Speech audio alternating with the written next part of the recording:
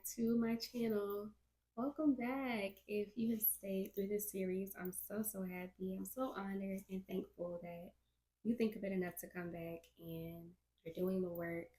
You're seeing results, even if they're slow results. I'm proud of you. So, this episode specifically, I love hearing this phrasing definition, please. I thought about spelling bees. Just having the picture of a kid coming up to the mic and the person saying the word and the kid saying definition, please, because I need this to help me clarify and see in my head what it is that I'm trying to spell. And that can be applied through a lot of situations within your life, especially within a time where you're becoming more clear about who you are. Everything around you has to become just as clear. So, the relationships that you're still holding on to, the people that are still hanging on through this transition, as messy as it is, as crazy as it is, who are they? What are they still doing there? Why are they still there? And why are they still around? Define it and define it quickly. As I described before, I did a lot of bending and morphing into what people wanted me to be in order to keep them around, because I felt like in order to keep friends, I have to keep them satisfied. It's not necessarily about what I want, but it's about what they want. So I learned to suppress my desires, my needs, my wants. And even though I was getting some of those things met, relationships were not as reciprocal as I wanted them to be. And I really had to sit and ask myself, what do I expect from a friend? What do I expect from a romantic relationship? What do I want to tolerate now that I'm not in a space where I have the tolerance to people please? I no longer have the space to suppress who I actually am and who God has called me to be. I definitely thought that gray zones were safe. Um, Even though God has really made me to be a black and white person, I thought gray zones were safe. I didn't realize how much lack of definition was draining me and draining the relationships that I had around me. As humans, and as humans that are consistently evolving, we need categories. I cannot stress it enough. Everybody truly is not for everything and for every season, period. I'm not demonizing anyone because we're all a work in progress, but I'm also not romanticizing confusion anymore.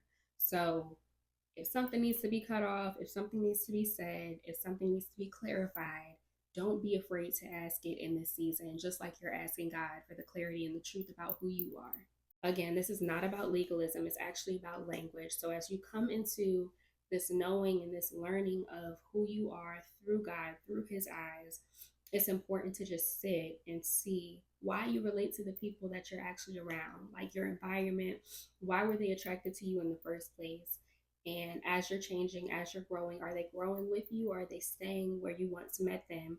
And is their image of you still stuck in how they met you, or is it changing consistently with how you're changing? It's literally a form of spiritual hygiene to just do checks and audits on who's around, why they're around, and what may still be lingering because of who's still in your environment.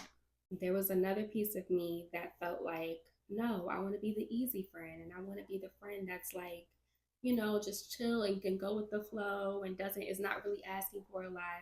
And I didn't realize that under that, that was a symptom, but under that, I was saying that people have taught me that me showing up as me fully was too much.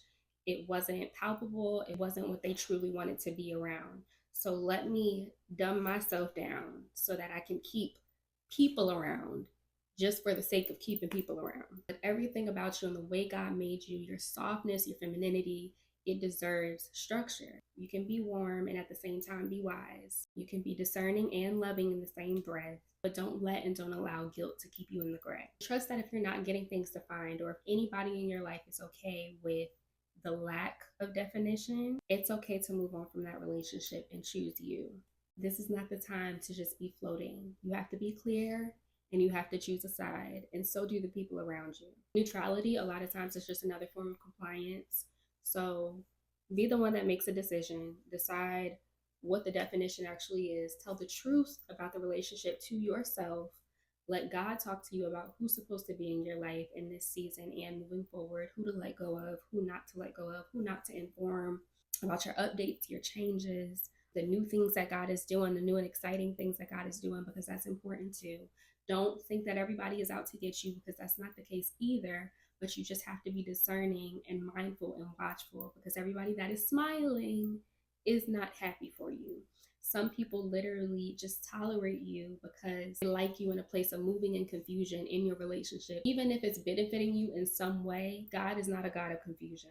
So if there is anything that can't be clarified or talked about in the relationship, that's a flag, and we need to talk about that. But before you talk about it with that person, bring it to God and ask Him how to approach the situation so that you're not coming from a place of offense, but you're genuinely coming from a place of love and understanding and wanting this to work out. But again, if God tells you to let this go, let it go. Something better is coming, something better is coming for them, and it gives you time and space to grow apart, to become who God is calling both of you to be. We absolutely don't have time anymore to be hanging on to people or wishes or hopes or dreams or false promises or empty pieces of information that people have given us, and their actions no longer match. So, definition me, please.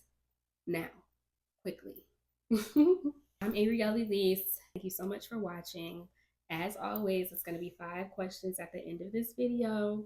Do not screenshot it. Write them down in a journal. And after you write them down, go sit with the Lord, answer them honestly. Bring Him and invite Him into that time and that space with you. And whatever He says, write it down. If He doesn't say anything, write it down. Be open to the Holy Spirit showing you signs in different ways, opening your spiritual eyes again, opening your spiritual ears so that you can hear Him in a new way through this process. And you got this. I'm also going to put some scriptures in so you can write those down as well, so you have memory scriptures to tack onto this season or this episode. And I'm proud of you. I'm going to say that every time because it matters that you are choosing to say yes to God and choosing to submit to Him in this way and dealing with the things that a lot of people don't necessarily want to look at. It matters, and it's going to help you in the long run. I'll see you in the next episode. Bye.